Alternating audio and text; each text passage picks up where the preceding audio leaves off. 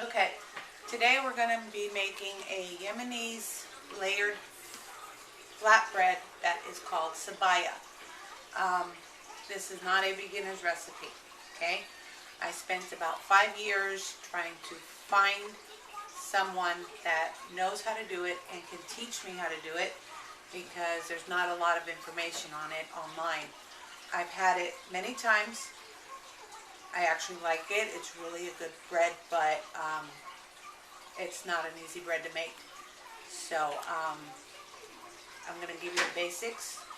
I've worked on this for about 2 months already. It took me about 6 weeks of almost doing it daily to get this close to the way they do it. So let's get started. I'm going to walk you through the ingredients first and then the tools you're going to need. Okay?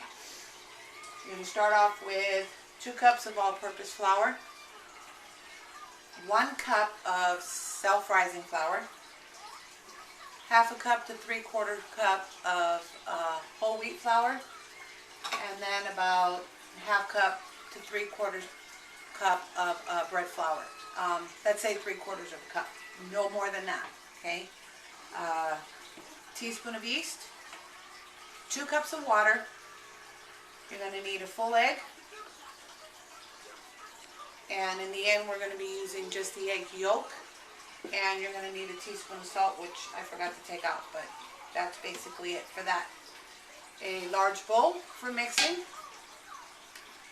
a small to medium bowl for the yeast mixture, and you're going to need something to bake it on. And the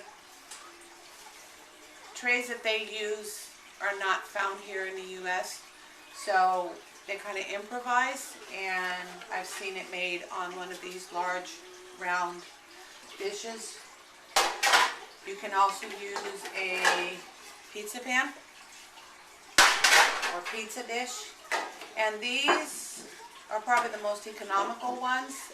Some have found them at the dollar store. I found this one at Smart & Final, which would be on the East Coast, like a cash and carry store. And these are like serving trays, but they can go in the oven. You're also going to need some butter. And this is what we're going to do first, because we've got to clarify this butter and turn it into semen, or what most people would call ghee. Okay? So we'll be right back. So first we're going to clarify this butter. Let me turn on the stove. Medium to high heat. I usually do about 1 pound or 2 at a time. This right here is only about 8 ounce. I say about half a pound, so yeah, about 8 ounces right here. And what you're going to do is you're going to heat this up, and it's going to start boiling. So we'll come back once it starts boiling, and we'll take it from there, okay?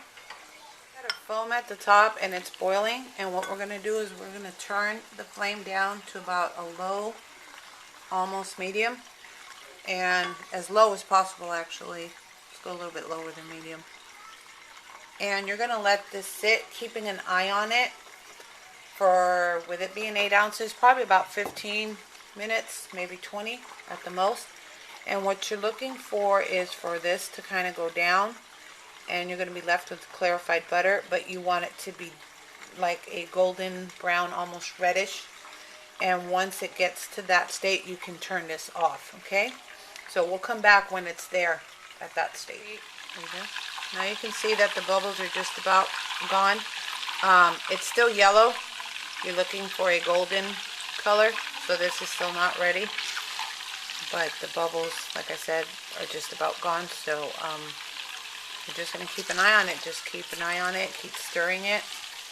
And don't walk away, please, because this can burn really easily, and you don't want that to happen. Okay? And we'll come back when it's all done.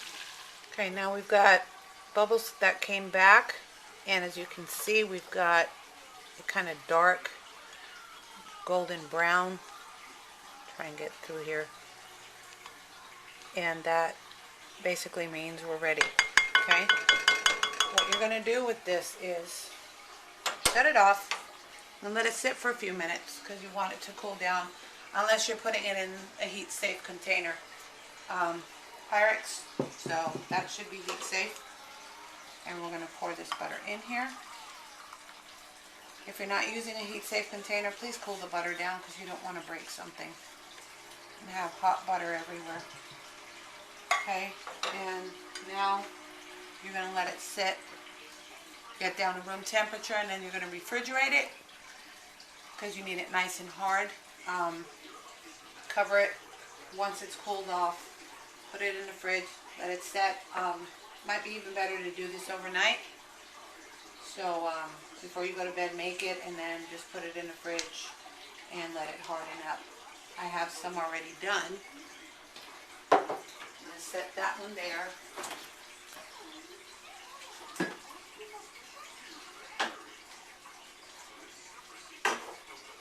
Let that one cool off. And this is what I have done already from before. Where's my tray? I'm going to take a tray.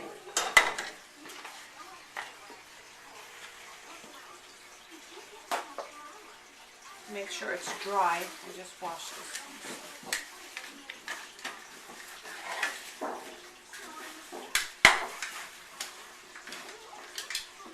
And see, this is really hard.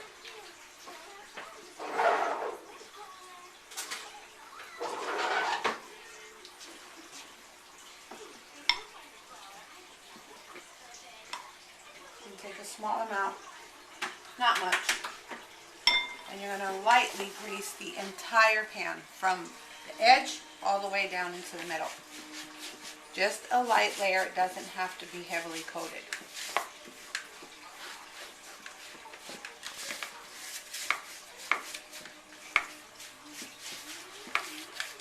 Just make sure you get all the edges and everything.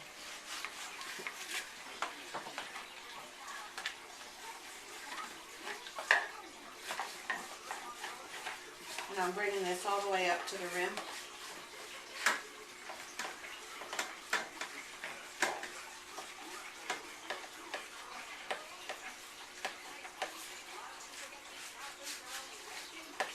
Get all that butter worked in there. Just a little bit more.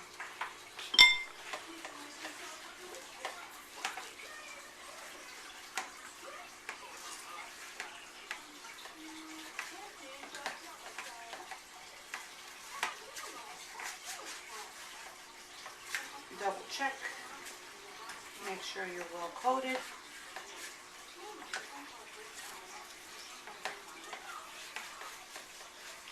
And we're going to put this in the freezer now.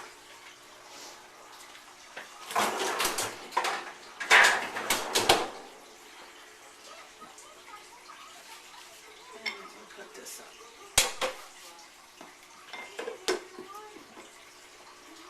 Okay, so now we're going to make the yeast mixture. Basically going to take 2 cups of water, and this is warm to hot water. You do not, and I can repeat this again, do not want hot boiling water. I previously heated this water up. This is not boiling.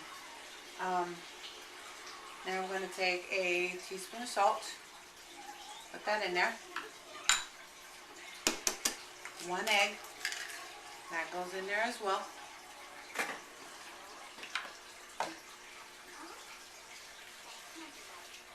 And a full teaspoon of yeast.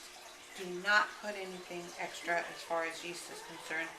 Just the 1 teaspoon is just fine. Same thing with the salt. It will get really salty tasting because these layers are so thin that the flavor is just throughout all the layers. So that's basically it. Let me mix this up and yada yada yada. Can't find anything.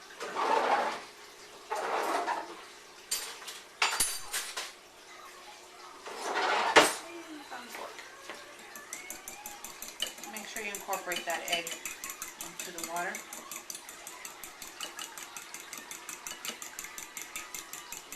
yeast, the salt, everything. You rarely ever hear me say anything about adding salt to yeast because it will kill off the yeast, but in this case it's acceptable. And you don't want this rising, so adding sugar or honey or anything is not necessary. So we're all fully incorporated, and now let me get the rest of the stuff ready and we'll be right back. Okay, so in this big bowl I have 2 cups of all-purpose flour, 1 cup of self-rising flour. I put a half a cup of whole wheat flour and 3/4 of a cup of bread flour. Do not add any more than 3/4 of a cup of the bread flour because you do want it to rise just a little bit, but you don't want it to be bread-like. Okay, so if you add too much of it, you're going to get more of a bread type Sabayah, and you don't want that. You're going to need some extra all-purpose flour on the side. And what we're going to do is mix all this flour, incorporate it together, make sure it's all nice and mixed in. Make your well in the middle like you would with any other type bread. And add your water and yeast mixture. Okay? And let's start mixing.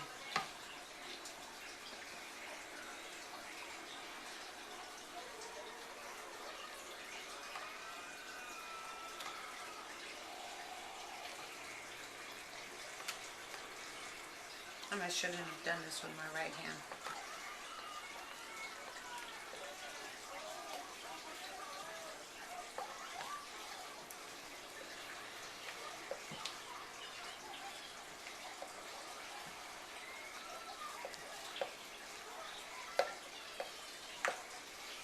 Okay, now we've got everything mixed in, but you see how gooey and this is? This is not what we want.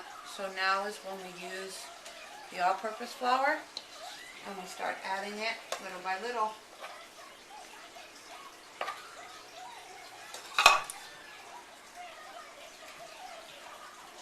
And then we'll come back and I'll show you exactly what the dough should look like.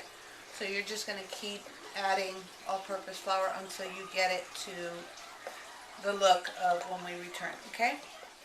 Okay, so this is basically the consistency you're looking for. A very firm, thick ball. When you pull up, it does come off the bottom and off the sides. There's still a little bit of stickiness to it, but not much, but it's really thick. Okay, now we're going to take about 2 tablespoons of water, and you're going to poke holes into it pretty hard. Once you got all these holes poked into it, you're going to grab from the outside edges, you're going to pull up and in. Turn the bowl, pull up twice and in. And basically what you're going to do now is dry out all this water into this bowl. You don't want to see any of the water left.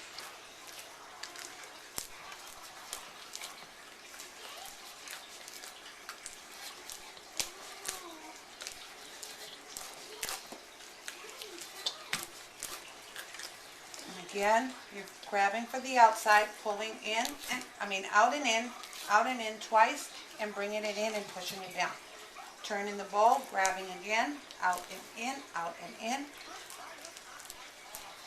back in the middle and pulling it down. Out and in, back in the middle, pushing it down.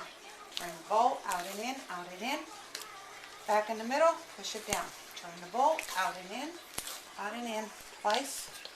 And we're going to keep doing this, like I said, until we dry out all this water and we incorporate it back into the bowl. And we'll come back when that stuff, or that stage is done, okay? Okay, so if you look, this ball is basically kind of worked its glutens in this way, without any kind of bread machine, mixer, blender, or anything like that. And you can see that it's stretching, it's not breaking apart. And if I were to take the ball and lift, it comes off clean. Once you get it like that, again, you're going to take a little bit of water, let's say about 2 tablespoons, and you're going to poke your holes in it again.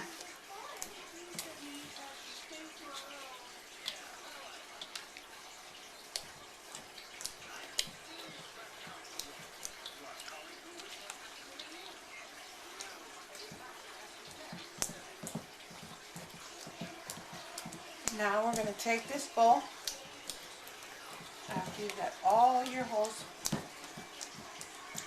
tucked in all the way through and all the way around.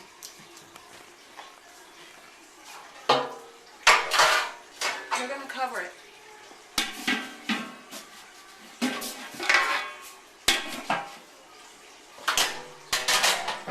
And you're going to cover it with something heavy. Don't ask me why. I just know it has to be something heavy. You're going to let this rest for 30 minutes, and we'll come back and we'll take it from there. Okay, so 30 minutes have passed, and this is what your dough should look like. You've got a little bit of a rise out of it. You don't get very much. We don't want a lot of rise, because like I said, we don't want this to be bread-like. A little bit of water hanging out the side. Now we're going to repeat what we just finished doing earlier, and we're going to dry this dough out again. So again, pull twice and in, turn your bowl, pull twice and in, turn your bowl, pull twice and in, turn your bowl.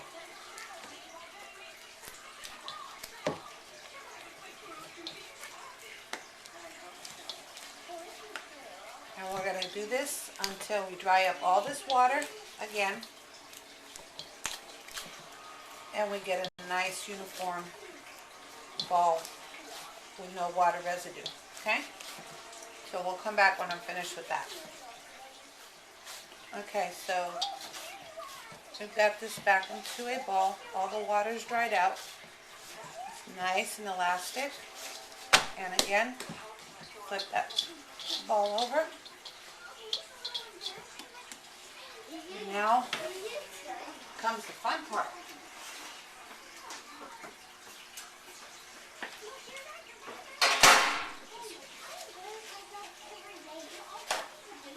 You're going to roll these into anywhere from 20 to 30 balls. Preference is up to you. This is going to depend on your size of pan you're using, and as far as what size balls you're going to make, you kind of got to get a feel for it. I can't tell you golf size. I can't really tell you tennis ball size. It just depends on the pan you're using and how many balls you're getting out of it, and you got to kind of get a feel for it. So I'm going to say somewhere probably around a golf ball size, maybe a little bit bigger. Okay, so we're going to take all-purpose flour. You can also use a combination of wheat and all-purpose. I'm going to sprinkle this onto this pan. All you could do is take out donuts. You could eat them. You can. And we're going to put some in the corner for reserve because we need that. Okay. Here's the fun part. Getting this into the balls. You can't roll this by hand. This has to be done their traditional way because it's too sticky to try and get it between your hands. We've tried it before and we can't do it. So, April, moving closer because this is not going to be easy to explain. I'm going to be working with these 4 fingers here. Your thumb is there to help guide you, but you're not really going to be using the thumb that much. So what you're going to do is you're going to go in with the 4 fingers and you're going to cut back and forth, left and right, lift and pull over, lift and pull over, lift and pull over until you get that ball off of there. You need to slap it a couple of times against the corner, and you got to keep going until you get this, all the air pockets out. And as you can see, I'm just using my thumb as a guide.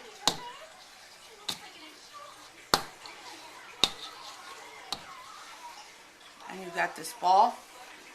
You're going to dip it in the flour, turn it and dip, release just a little bit, bring it over, and put it in the pan. And we'll do a few balls like this, and then I'll let you go, and we'll come back and let's see how many balls I end up getting out of this.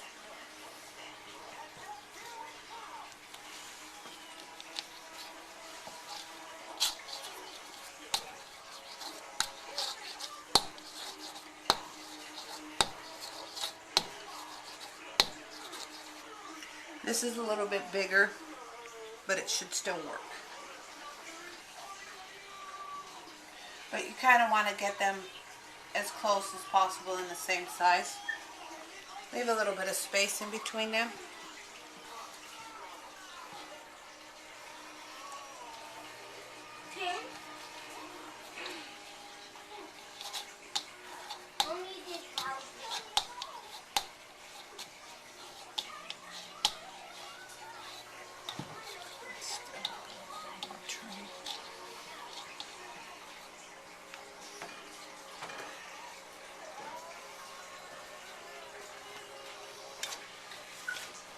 And just try and stay over on this side and see if you can get the whole pan and the bowl together.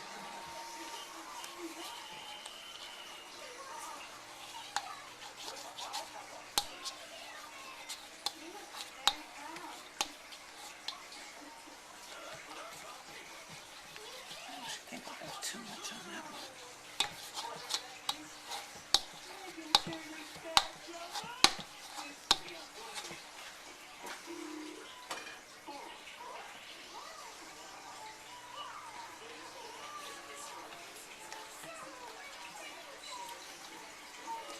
This is what takes most of the practice, getting these balls to come out right.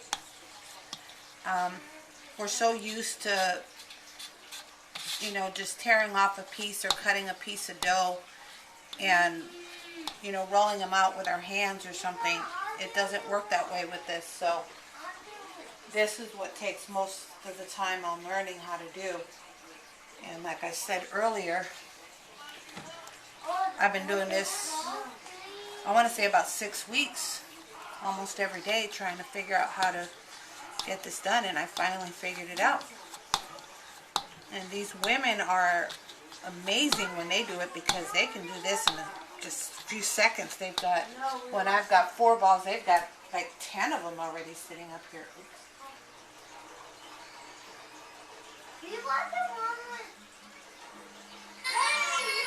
Okay, let it go. Okay, sorry about that. I had a phone call and I had to take it. So let's keep going. I'm going to do just probably 3 more, 2 or 3 more, and then I'll finish the rest on my own, okay? And April's really trying to get in on here so you can see how I'm doing this.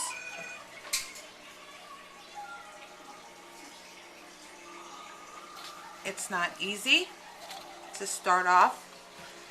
April even tried this last week and we had a blast making fun of her.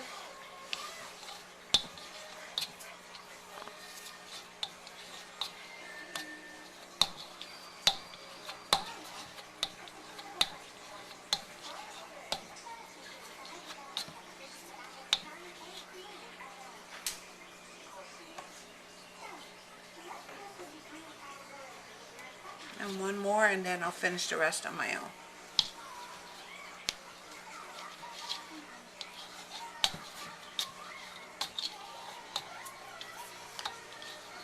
But like I said earlier, these women, they sit there and they do this almost on a daily basis, and the way they do it, it'll amaze you.